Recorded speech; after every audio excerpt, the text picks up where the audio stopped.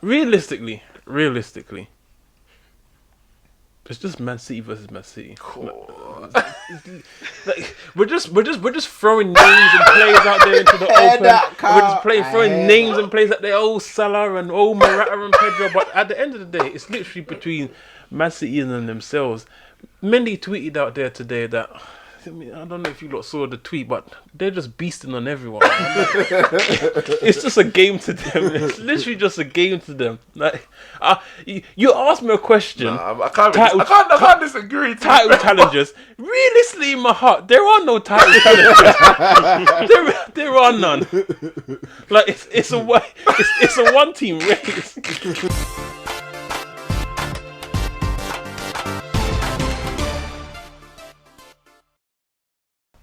Yes, we are back with another episode of the Neeks Sports Podcast, episode 2. I'm here in the studio with Kyle and Ramone, and on Skype, we've got Nathanael. Our first topics, we're going to be talking about, well, firstly, the big game of the weekend, Arsenal versus Liverpool, and reviewing all the fixtures from the Premier League weekend so far. Obviously, filming on a Sunday. We haven't heard yet the result of Fulham against Huddersfield, but nobody really cares. Nobody really cares. And then we're going to be talking about a build-up, really, to the Manchester derby next week, Sunday. And the question is this Manchester City team the greatest Premier League team of all time? So let's start. Arsenal versus Liverpool. Nathanael, Liverpool fan. Yeah. Ramone, Arsenal fan. Yep. We're going to get your views in a second. But first, I just want you to hear some of the views of the fans that we got down at the Emirates. Both Arsenal and both Liverpool. Paul Merson, Paul, where's your apology? Quick time. The clock is ticking. No mucking about. Whatever you're doing, stop it and give us our apology, which we deserve now. Hurry up. We're waiting. Don't waste time. There's no time to waste. We want an apology now. Quick, smart. Hurry. Well, I thought Arsenal should have done better, really. Yeah. I think Liverpool's over, estimated. I just don't think they're as good as teams that people make out to be. Do you think so? So you think today you saw enough to say that, mate, are Liverpool title challenges for you? Do you reckon? Yeah, I think everybody keeps on about the front three of Liverpool, but I think Arsenal contained them very well. Okay. And apart from the little break in play, then apart from that, really and truly, I think Arsenal outplayed them. Mane had a goal disallowed. Yeah. He was actually onside, apparently. Got bobbed. Yeah. That ref's a fucking cockney, mate. Ref's a cockney. Got bobbed.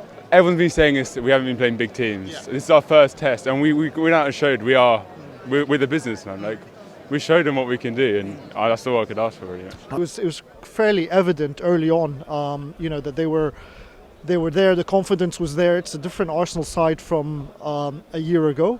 I was here for the Liverpool fixture last year. Ended 3-3. Liverpool should have won that. Gave away a couple of cheap goals. I think Liverpool are lucky to leave here with a point, in all honesty. They brought VAR in, to check like for dislike goals and that, or everything, but they just rely on a linesman. What's the point in bringing VAR if you're never going to use it? I think his quote was, "We're like a boxer who, when they get hit on the chin, they're going to fall apart." Well, we did get hit on the chin today, and we didn't fall down. We might have swayed, but we stayed on our feet, got back up, and hit Liverpool back. So that means what he's talking is nonsense, and I still have not got an apology. Where's the apology? Listen, we're going to start where we ended, innit? Ramone, obviously you're the one interviewing Ty. Yeah. That's Paul Merson. Oh, Arsenal, an apology. Well, it's up to, I guess it's his own opinion, but he hasn't actually given an apology, but he has tweeted today, and he did say, "Fair play to Arsenal. I got that wrong yesterday, and I'm so glad they made me eat my words. Clear they are improving every week. I hold my hands up. I never want Arsenal to do badly. I just give my honest opinion about everyone at the club."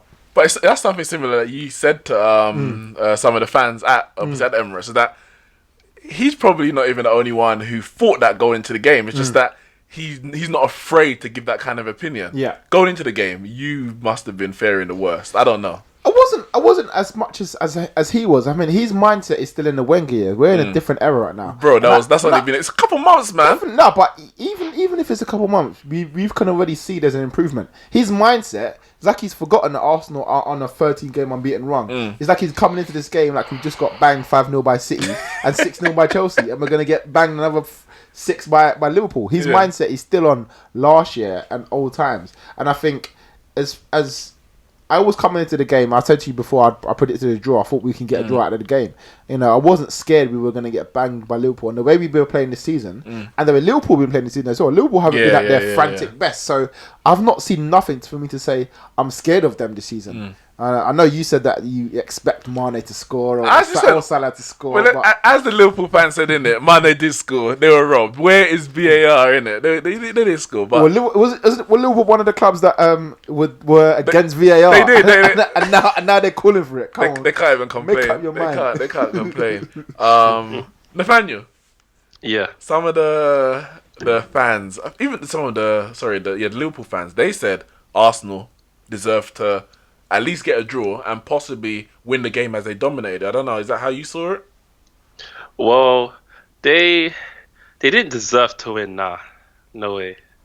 But they did deserve to score. They created a lot of chances. Like they dominated. Like they were attacking. Like I didn't even expect it. I expected Liverpool to be the attacking team, which is expected. But Arsenal, they did well. They shocked me. You sound a bit surprised, like you weren't expecting that from Arsenal. I really wasn't. I was expecting Mane and Salah and Firmino to be running past the defense, you know, the high line, scoring hella goals, you know, ending 6-1 or something like that, you know. But Liverpool ain't really, as Ramone said, they ain't really played like that this season. They haven't. I think you beat West Ham 4-0 early in the season. You beat Cardiff 4-1. Both of them, I think, were at Anfield. But other than that, it's been a bit, not poor displays, but it ain't been the free flowing attacking that we've seen last season. It's been a bit of a 1-0, 2-0. Van Dijk ending up man of the match. It's been a bit unclop-like. Yes, it's true. It may be, I don't know what's the reason why they're not connecting like on the pitch and why it's not like that. Maybe it's because last season they seen last season, they've got excited now, and like their egos are coming in, like them are moving a bit selfish or something. I don't know, because like it's just weird. I don't know. Maybe it's just because you're not as good as you thought you are. No, what do you mean we're not as good as we thought we are? We're unbeaten in the league. Yeah, no. We're unbeaten in the league. We haven't lost a single game. I just think if you're pushing for the title, I mean, Man City came to Arsenal. There was absolutely no way they looked like they were dropping points whatsoever. And I think Liverpool taking a 1-0 lead with 10 minutes to go. So you got to be winning those games. Winning those games, man. I mean, I remember when we were title challengers back in the day, man. We were just the 1-0 was made it 2-0, but it is what it is. I mean, I don't know. It is what it is. It's barely an answer, innit? Because come the end of the season, if you ain't top, it is what it is. Ain't gonna cut it. But Kyle, 1-1. I don't know. Did you think either team really deserved to win? I think 1-1 was probably a fair reflection. I mean, I know I was one of those persons that said that Liverpool to win 3-1. Like, I genuinely was expecting it. And it wasn't even mainly because of Liverpool being amazing this season, how much goals they can score, etc. Because like you said, they haven't been at their attacking best, but it was Arsenal being defensively poor this season, and I just didn't see them getting it together for this game in particular. So I just thought they will concede 3, because if they're conceding 2 to the likes of Fulham, Cardiff, you know, week in, week out, 2 clean sheets all season. But it was a bit of a surprise. But personally, I think that the reason why we're not seeing the same Liverpool as last season is simply due to the fact that they're burnt out. Really? You know, no, seriously, because they've had a World Cup. Firmino was at the World Cup. Obviously, he wasn't the first choice. He was behind Jesus. That still hurts me to today, man. Salah was rushed back from injury. Yeah. I would say he was rushed back from definitely. injury. And obviously Mane didn't have really a big part in the World Cup. Well, he played 3 games in the group stage. That was and that was it. Didn't really have a big part in the World Cup. But when you compare it to, because last season they were not, I wouldn't say toe for toe, but they were scoring a decent amount of goals, close enough to Manchester City. Yeah. Whereas this season they're quite a long ways away. Like their goal difference is less than Chelsea's. I want to ask a question. Do you think, the fact that they're unbeaten hinders them a little bit in the fact that they're playing with a mindset of we cannot lose, instead of we can just go and do what we want and blow teams away? No, because I just feel like you think they're actually playing with they're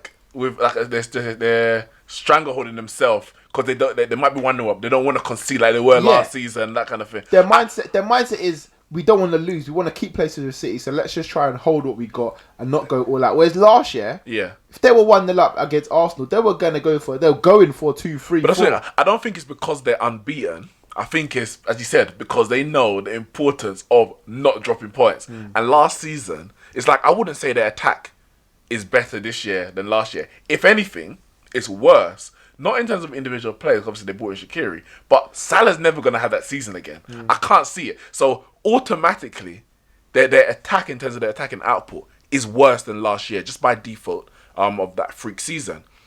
But it's a case of last year they were scoring all those goals, but they were still susceptible to leak 1 or 2. Now they've obviously got Van Dijk, that's helped sure out. But it's like, well, you know what?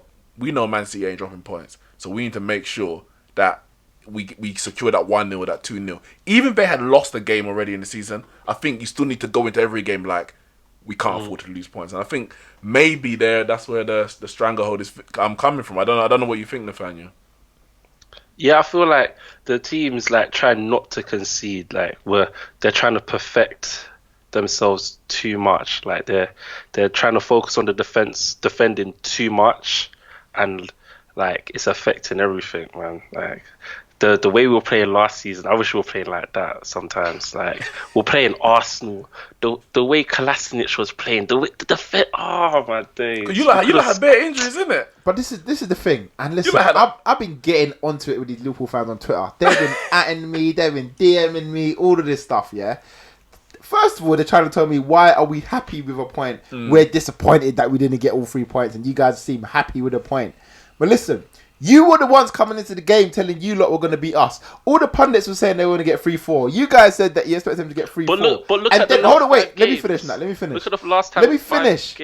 And then, so everyone's all saying that, yeah. And then all of a sudden now we can't be happy with a point. 3 of our main 4 defenders are injured. Monreal, and Koscielny's a some injury, and Socrates are injured. So we're playing 3 of our second choice defenders against 3 of the best attackers in the league. We concede 1 goal. All right, 1 goal chalked off offside, which shouldn't have been. And then you're saying, oh, Van Dijk should have had a hat trick. Well, put the ball in the back of the net then. You should have had a hat trick to score. You hit the post. Lennon made a save, and Lennon made 2 saves from Van Dijk. Scored a goal. Then you wouldn't be complaining he should have scored 3 goals. Maybe. But if buts maybes, that's what I'm hearing from Liverpool fans. Okay, look, whether we're happy or you're disappointed, you got the same point as us, 1 point each. You're going for the title, we're not. So our aim is to get back in the Champions League. That's what Unai Emery set us as a target at the start of the season. You guys aim for the Premier League. You need to go out and get the 3 points. That's up to you lot. Who cares if you are happy and we're not? We got the same point at the end of the day. Well, the fact you're silent. No, I'm laughing, man. I'm laughing. This guy, I think it's funny. It's funny, remember, because going into the game, Arsenal had all those defensive issues. Because as much as you say Paul Merson, go take it back to it. You said that he seems to forget Arsenal's on a 13-game unbeaten run. But within that 13-game unbeaten run, those wins, a lot of those wins were not convincing. Yeah. That Everton win, I think you won it 2-0 in the end. But they had bags of chances, especially in that first half. 3-2 away to Cardiff. 4-2 Fulham. Away to Fulham. 5-2. Was it 5-2? Sure it was. It was 4. 5, man.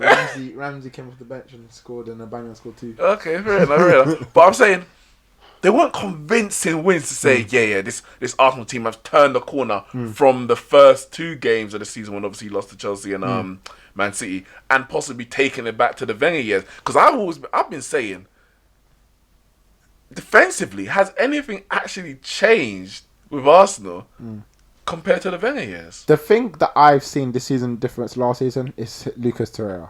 He has changed everything for me. Like in terms of, I know there's a long way to go with it, but we had Xhaka and Ramsey playing centre mid last year for the majority of the season, and defensively we were getting open because I said this from day one. Xhaka is not a defensive midfielder. He's a CM who can defend at times, but his main job shouldn't be as the holding midfielder, and that's where we were struggling. He was it more like a deep line playmaker? Yeah, that's what I heard about him when he first came from. Was it Mönchengladbach? It's all we heard. All we knew is he's that person who's going to drive the ball forward, look for the long passes over the top, and pick out the man. And it just didn't work. Obviously, I know last year we had Coquelin and we sold him in January, and then that was it. Then there was no other defensive midfielder in our squad. So we needed that person. Exactly. So we had El Neni. but Torreira has come in, and for me, he was the official man of the match on Saturday. He changes everything. He comes in, he clamps up these people. He weren't letting Mane and Firmino. If you actually look at the statistics of that game, most of Liverpool's play came out wide. They didn't want to come into the middle because every time they came in, they were getting clamps. Luke Torreira wasn't having it above it, and that's one part of the reason I think is improved. Socrates, I think, has improved it, but as you said, and the majority of those last 13 games we were unbeaten. It's the sort of Premier League, Europa League, and League Cup weren't. You should expect to be winning those anyway, but especially the Premier League. But even some of the League Cup games, the one against Brentford. They were looking dangerous. Yeah. But I mean that's not the first team. Second team. So I mean it's hard to judge that. If you're gonna put it in the 13, then you have to analyse all of it. Yeah, but I mean especially in the Premier League, as bad as we are defensively, there's a difference in pretty much every single one of those games in the second half attitude with Arsenal. It's like okay, fair enough, first half is done. Let's switch it up now into the second half and let's do this. But last year we were losing 1-0 at half time, and there was nothing coming back in the second half. And we were losing the game. It was like, have you given up at half time? Whereas this year, Emery, if he's not making a half time change, there's something going on because the boys up for it. It looked like something. And the same thing happened on Saturday. Even though we went into half time 0-0, Liverpool got the first goal, and then it was like a let's step up the game. Iwobi comes on, the game just steps up. Yeah, he was good when he came on. I want to come back to Nathanael quickly. One of the fans, Arsenal fan, but he said that basically Liverpool didn't look like title contenders to him. Some people said Liverpool and Man City are the only ones in the title race. Me personally, I still put Chelsea in there, but I know these two last week they said no Chelsea. Pedro can't do it. I know Pedro scored today, just putting that out there, but we might come to that. One more to the 5. But would you say, obviously I said, the Arsenal fan said Liverpool do not look like title challengers, but would you consider Liverpool to be serious title challengers to Man City? Yeah. But based on what? Cause you ain't beating any of the top 6. No, sorry, you beat Spurs. Right. But you ain't beating Man City. You should have lost that game at home, to be fair. You drew with Arsenal, and you got a last-minute equaliser against Chelsea. So what about Liverpool this year is going to make you close that 25-point gap to Man City that you had last year? The reason why I think we were challenged is because we're defending much better now. Yeah, the midfield is much stronger because we've got Keita and Fabinho there now to do the work, and obviously we've got our front three, and Sturridge is back, super sub and that, and we've got Shaqiri, and I feel like we've got a complete team, so I feel like we'll be able to go forward and just we'll beat everyone, to be honest. Whether it's draw, win, I don't think we're gonna lose. When I go into the games, I don't think we're gonna lose. I feel like we're gonna be professional and just get it done. Oh, you mentioned the front three. The front three are looking a bit I don't know. Maybe it could be tired, as you said, but they're not looking. And you obviously, Nathanael, you said about being selfish. I remember I watched the Spurs Liverpool game, and for me, there was a lot of selfishness going on there. Like Mane, not passing it to Salah when he should have, or even the other way around. I can't remember. I think it was Mane not passing it. I think he passed it to Keita instead of passing to Salah when Salah was clear through. I know Mane started taking some penalties in pre-season. It's like, obviously, there's a bit of competition about who should be going for the goals and all that. Yeah. Do you see Shaqiri coming in to that team on a long-term basis to help the front three, or is he just permanently a bench player? 11 million from Stoke, good deal, but just a good bench player. Shaqiri will be starting some games very soon. If we're not scoring more goals, and if our front three are struggling, I think he will come in, because when he comes on, he brings a lot of energy. And yesterday in the game, I feel like from the first minute up until 90th minute, I didn't feel the energy. I felt like the team looked very, they just looked like they lacked energy, and they didn't. We don't usually expect that from a Klopp team. Usually it's just high intensity, high energy throughout the game. Even the pressing wasn't as great. It was very, it was very weak in my opinion. The pressing, everything, but when it came to defending the chances, they were doing well. Van Dijk and Gomez was just getting rid of them. But the energy, everywhere else, wasn't that great. Fair enough.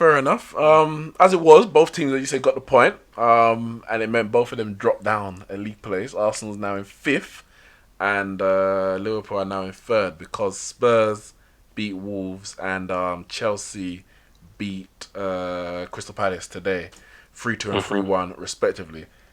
Carl, Harry Kane scored this week. I know it's anytime he scores, it's kind of, is he back?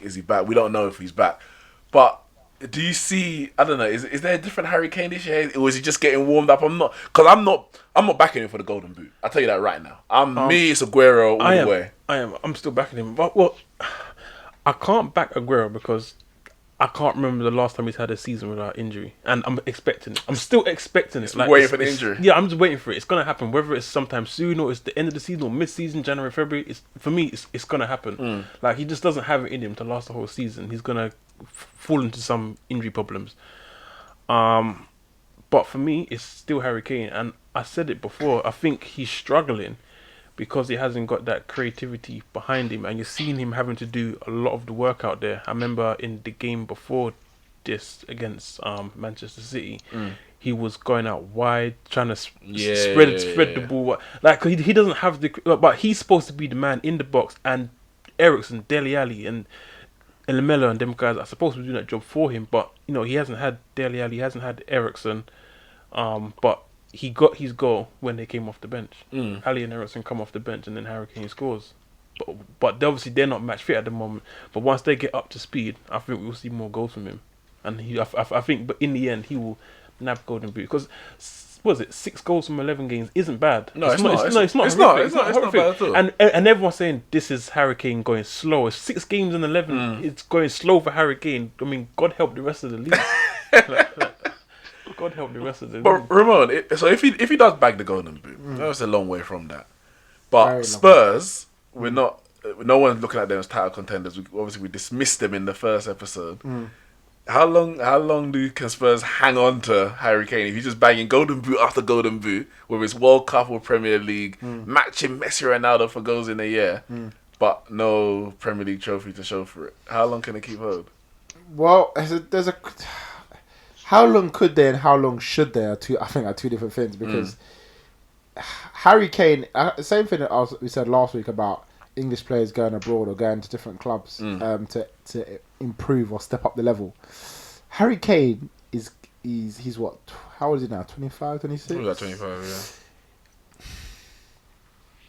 He's got to be looking to leave at the end of the season. No, I mean, it's the only thing that's keeping him here. It has to be that stadium. It has to be, because really it has to be, because the same thing with Thierry Henry happened with Arsenal. He came. He could have easily left last year. 2006, Champions League final last year. And even at that point, because he lost the Barcelona final as well, Yeah. he's like, nah, I'm not going. I'm Yeah, staying at Arsenal. yeah. And obviously, new stadium. Because obviously he was guilty because he missed like 2 clear-cut opportunities. Oh, he got the assist for Sol Campbell's goal, so he must have been delighted with that. But opportunities. obviously, the ref was a cheat in that game as well, made some bad decisions. Henry He was missed- angry at the way Henry that missed 2 Barcelona clear-cut played it opportunities. and the referee as well. Fabregas laid it on the plate. I don't know why this guy trying to dismiss it. Henry was at fault. So the season afterwards, he stayed at Arsenal. 1 more year at Arsenal. He did have a lot of injuries that year, and then he decided to leave and go to Barcelona. So for me, The team he said he wouldn't ever join because they're cheap. listen, but a man needs to go win a Champions League, innit? So man have to do what you have to do, innit? And Kane, on that note, has to go and win trophies because he's not winning anything at Spurs. And at the moment, Spurs don't look like they are winning anything. And we speak to the fans here, and they're like, "Oh yeah, we need to win a trophy." But then when push comes to shove, and they lose a game, and they're like, "Oh yeah, well we're not as good as Man City, and we're not good as Liverpool. We're not good as so we just expect to finish in the top 4. Look how bad they did in the Champions League. They might not even qualify for the Champions League this year. So it's like, what is your ambition? Move into the new stadium and just get top 4 every year? Same thing that Arsenal were back then. Like, are you looking to go for a title or not? No, they've got that Carabao Cup. They've got that. I don't even think they have. They got us. They got us in the Carabao Cup in the quarterfinals. Let's see if they get through us. If they don't beat Arsenal in the Carabao Cup, questions need to be asked about their players that are still there. Dele Alli signed the new contract last week, yeah? Or is he signed? Oh, yeah, he signed it. So, I mean, is that just about the money? Does he believe in Spurs that they're gonna stay? For me, Harry Kane should have 1 more year at Spurs. Maybe even he should be his last year. But I mean, who knows when they're going to move into that stadium? It might be another year or so. Moving on to the other London club, Chelsea. Much maligned by you two in the previous podcast. Again, no Hazard today. Well, that's not true. Hazard didn't start today. We saw his impact when he came off the bench. Morata got 2 goals. And obviously Pedro got the other one. One of them was assisted by Hazard. Nathanael, can you see Chelsea challenging Liverpool for, I guess, them challenging Man City? I don't know how you want to work it out, but do you see Chelsea as a threat? Yeah, I do, because all of a sudden Morata's scoring, and all of a sudden Chelsea's waking up and playing football. At the beginning of the season, I cancelled them. I was like, yeah, they're not going to do anything. Morata ain't scoring. They're depending on Hazard. He's going to get injured, and then the ship is going to sink, and then it's just going to be us and Man City. All of a sudden, Morata's scoring goals. Hazard is getting assists and scoring, running through the Liverpool defence and scoring that good goal and all this nonsense. I just don't get it. I mean, they just come from nowhere. It's not true. Actually, none of us at the beginning of the season, we didn't put Chelsea in the radar, and some of you are keeping them out of the radar. But I'm going to do a tie. Guys, I want an apology. You lot spoke trash about Pedro last week. And the week after... The week after, he has Pedro's proven that he podcast. and can contribute to Chelsea's goal scoring. We said he'll get no more than 5. When he gets more than 5, you can have your apology. Oh, so we have to hold it off? Yeah. But I mean, listen. Okay. Has he got more than 5? I'm not sure how much he's got right now. Well then. He hasn't got 5. He hasn't even got 5, about more than 5. He ain't got 5 yet. But I'm just saying, like, today showed that other players can get goals. Maybe, as Nathanael said, Morata is going to pay back his 60 million. Maybe he can actually bang the 25 goals that you lot are asking for. I don't know. They peaked. They have peaked. I don't know how you can say that, Kyle, man. I know it's Crystal Palace, innit? But they're still unbeaten. So are Liverpool. Yeah, but you're not saying they've peaked. You're not saying they've peaked. No, they haven't. We're just warming up. Chelsea. Realistically, it's just Man City versus Man City. Cool. Like, we're just throwing names and players out there into the open. We're just throwing names and players out there. Oh, Salah and oh, Morata and Pedro. But at the end of the day, it's literally between Man City and themselves. Mendy tweeted out there today that, I don't know if you lot saw the tweet, but they're just beasting on everyone. It's just a game to them. It's literally just a game to them. Like, you asked me a question. I can't disagree. Title challenges. Realistically, in my heart, there are no title challenges. there are none. Like it's a one team race. Do you know what happened last season? 25 points. It's mad. No, man. I mean, listen, yeah. Chelsea have done well. Pedro's got 4 goals this season. 4 goals! Closing in on that 5. Man's close to Harry Kane. Wow. When his ankle breaks and he's out for 6 weeks, then we'll see if he gets back in that squad. But listen, Chelsea are playing well. I said this last week. At the moment of time, they are title. I said this last week. At this moment in time, are they contenders? Yes. But at the end of the 38-game season, are they going to be title contenders? And that is so. Right now, as they're going along, they're challenging the unbeaten, are up there. But I don't see them there at the end of the season. They may even fall off early January, February. Start focusing on the Europa League, and that comes into play. Because it's difficult to keep up this run that they run at the moment. But at the moment, they're playing well. Hazard's been injured. They've still been scoring goals. He's come back in. Obviously, Barkley's in there as well. They weren't convincing today against Crystal Palace. There was a lot of laps in defence. David Luiz didn't have a great game. That's normal. That's normal. You like that one, I know, I know some people were complaining last week saying that should put some respect on David Luiz's name, but I think he took that all off himself today. But I mean, Barkley wasn't great today either. I said no, Willian didn't have his best game either. But then obviously, like I said, they substituted. Hazard comes on, gets an assist straight away. Pedro scores. Morata should have had a hat trick today, but scored 2. So, and Giroud still ain't scored this season. But I'm sure that will come at some point. But nah, not title challenges at the end of the season for me. Looking at some of the other fixtures, West Ham 4-2, very good win against Burnley. A win they probably should get at home, especially considering how Burnley's been doing. Arnautovic back to his full fitness. He was out with illness or something like that. He was on score for Newcastle. Picked up a massive win. Well, that's the first of the season, isn't it? I think so. Yeah, home to Watford. A very, very massive surprise. I was to be fair, I'm surprised anytime Newcastle get a win.